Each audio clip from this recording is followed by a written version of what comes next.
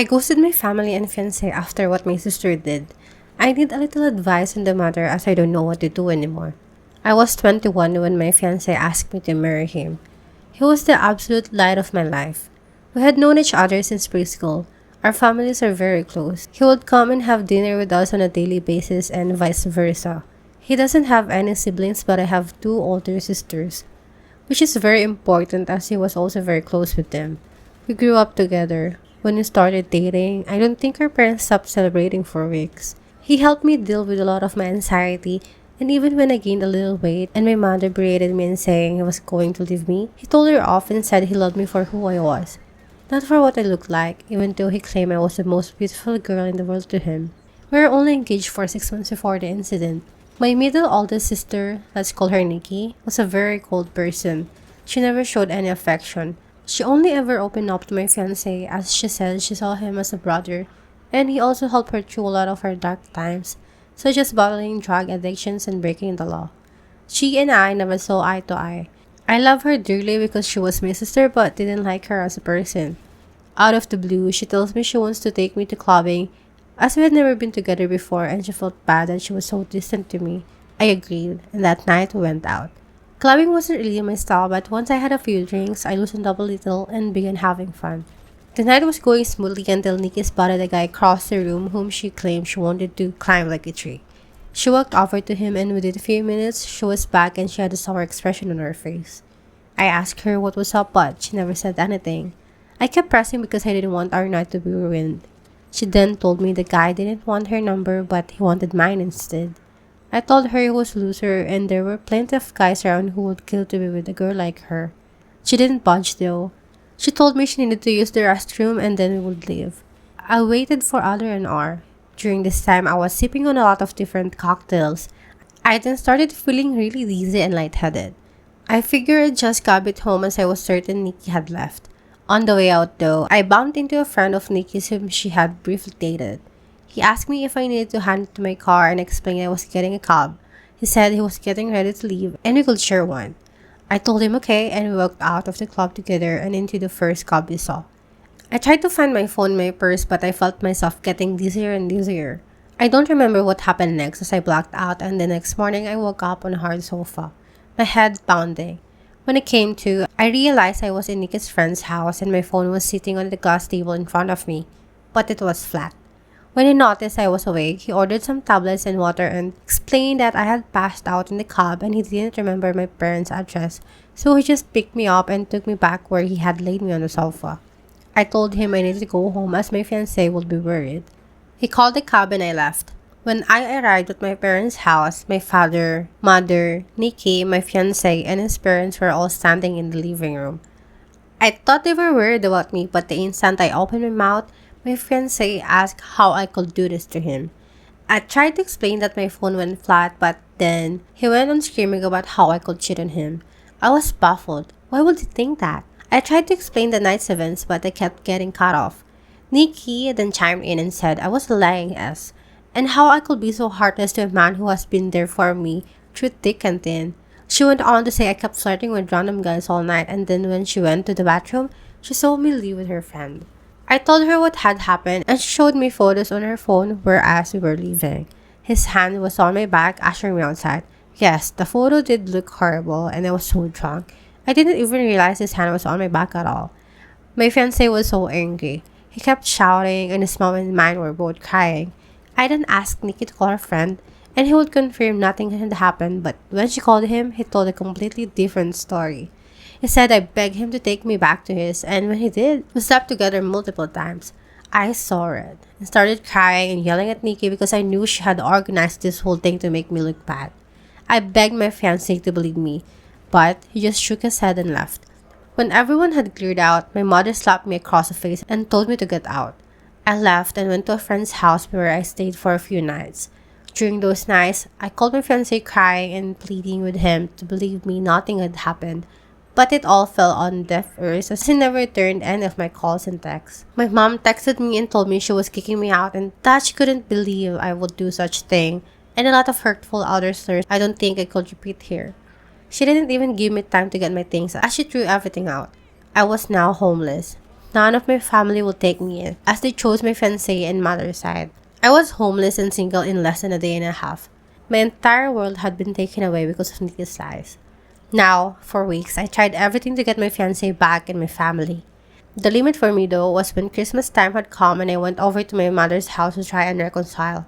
I was sleeping from couch to couch during this time. When I got to my parents' house, I knocked on the door but no one answered. My friend then called me and told me she just saw on Facebook that my family were in another state celebrating Christmas and they had posted pictures online. Everyone was there. My sisters, parents, grandparents, and even my fiancé and his family. When I myself saw the photos, I couldn't stop crying as they all looked so happy. I cried for days and days before deciding to block them all. I even returned my engagement ring. My friend knew someone a couple hours away who was looking for some help in his restaurant, and he even had living arrangements above where he worked so I could get rent at a cheap price and work at the same time. I wanted to start over with my life as it hurt me that no one took my side and they all left me to fend for myself. I was able to move pretty quickly and was doing well. The apartment was tiny and I had to work 10 plus hours almost every day, but I was able to save a lot of money. I'm not living in the apartment anymore. I was able to rent a much nicer condo, but I am still working at a restaurant as assistant manager. Now, it has been roughly 2 years since I left and have not spoken to any of my family. I have no idea what is going on with them until I got a knock on my door. It was my ex-fiancé. I was shocked to say the least. All these feelings came rushing back and all I wanted to do was jump into his arms. But then, I remembered the pain I had felt and tried to slam the door in his face, but he stopped it and asked that I let him explain. He said that Nikki had gotten married and she had confessed that she lied about the situation because she had found someone she loved so much and realized what a horrible thing she had done. I asked him how he found me and he said my friend told him. My entire family had been trying to get in touch with me and wanted to see me. I told him I needed time to see if I even wanted to have them in my life. He left and I have been a mess since. I didn't know what to do. I know I will never forgive Nikki. She could rot for all I care, but it's hard because my other family and friends didn't know she was lying. But I also felt like they abandoned me too quickly without letting me explain my side. I don't know if I should forgive them. Any advice would be too much helpful. Thank you for taking time to read. Update. So, I never got my ex. I didn't know what to do. But eventually, he must have given my phone number to my parents as they texted asking to meet up.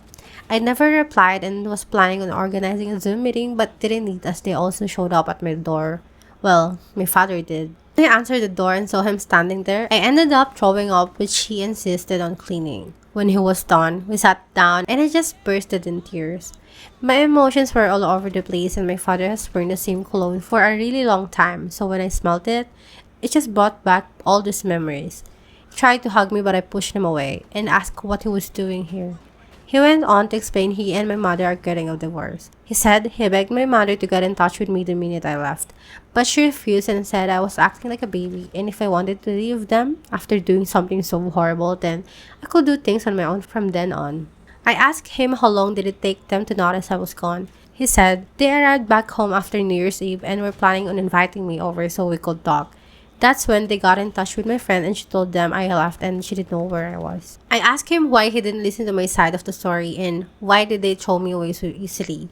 He just started crying. He said he never meant for things to get so out of hand and he wishes more than anything he could take it all back. I said when they found out Nikki was taking drugs and had dropped out of high school, they didn't throw her away. Instead, we all went on a holiday so she could focus on things beside drugs, and during the trip, she got hooked on alcohol and each time they defended her over and over. He said he had no idea my mother was going to keep me out. He thought it was going to be for a few days, but then they decided last minute to spend Christmas out of state. My mother apparently promised him I would be allowed back home after they got back. I said she threw all my stuff but he said everything was still there and she lied about that. I asked him what has happened to Nikki and he said she's dead to him. He wants nothing to do with her but my mother has been crying to him, asking to forgive Nikki as she is not well and they had already lost one daughter. They cannot lose two. He blocked my mother and Nikki and has been on my ex's case about finding me. My ex gave in when my dad said he blocked my mother and Nikki and told him where I lived. I asked that he never show up again unless I give him permission and he agreed. He asked what would happen now and I said I really don't know and that he hurt me really bad. I then just went into the detail about how much he hurt me and what it felt like seeing them so happy without me and how hard it has been. We were both crying by the end of it, but I was really glad I got it all out. It felt like a huge weight had been lifted off my shoulders. My dad then said he knew a few places around the area and he said he would help get a better job, but I told him I wouldn't be leaving this job as my boss helped me out so much and I wanted to repay him at all cost. I said I didn't want him to do anything for me, but I said I do want to reconcile, but it has to be on my own terms. And it is going to take a very, very long time to trust him again. And I may never trust him again. He said he would do anything to make up for what he did. I asked him why Nikki did this and if she said anything about it. Well, she said she thought my ex deserved better than me and she wanted to see him very happy because he was making too many sacrifices in the relationship. She loved him like a brother and wanted to break the engagement off. So that night, she asked her friend to come and escort me out of the club so she could get photos and to take me home so her plan could work. She said nothing sexual happened. I went to sleep in the sofa and that was it. He was up playing video games all night until I woke up, which he has proof of apparently. My dad was planning on getting my stuff from my mother's house and bringing it to me, but I told him I don't want those things anymore. I then went to ask about Nikki's husband and he said my mother has been hush-hush with the entire situation, but he had his number and wrote it down for me. After my dad left, I decided to call Nikki's husband. I was sweating the entire time and felt so sick. What if I could hear her in the background? Well, anyhow, when he picked up, I just spit everything out, which I deeply regret because I should have eased into it for him. He sounded really confused and I explained the entire situation again. I even went into detail about her drug and alcohol problems. I was honestly expecting him to curse me out and defend Nikki.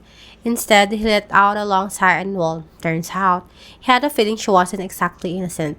Turns out, her and his sister have been having problems because she has been spouting non-stop lies about his sister and has caused a huge rift between them. His sister didn't even attend their wedding. I told him I was sorry, but he should make things right with his sister because Nikki was the problem, not her. We spoke a little more and then he hung up. I'm not entirely sure what he's going to do with that information. I hope he cuts his losses and leaves her because he sounded like a really nice person. And even he has lost his own sister because of Nikki. So I have decided to reconcile with my dad. My mother has always run the show their entire marriage, so the fact he is putting his foot down and divorcing her and going no contact with Nikki shows he is serious about wanting to make amends. I don't think I will ever reconcile with my mother as she thinks Nick is a victim also in all this. And at this point, I don't care to listen to her excuses. If she reaches out and we talk, I will update the post again. For my ex, I haven't had the time to meet with him and talk. Though my dad mentioned he wanted to come with my dad, but he told him I will be too overwhelmed if both were there and seeing them separated will help make clear decisions. He also mentioned my ex was arrested for assaulting Nick's friend who lied about the entire situation. He was being charged but the charges were dropped a few days later. I'll update the post again when I have time to speak to my ex. Thank you guys for being so patient and so caring and just amazing. And this is the end of the thread. No update since 2 years ago.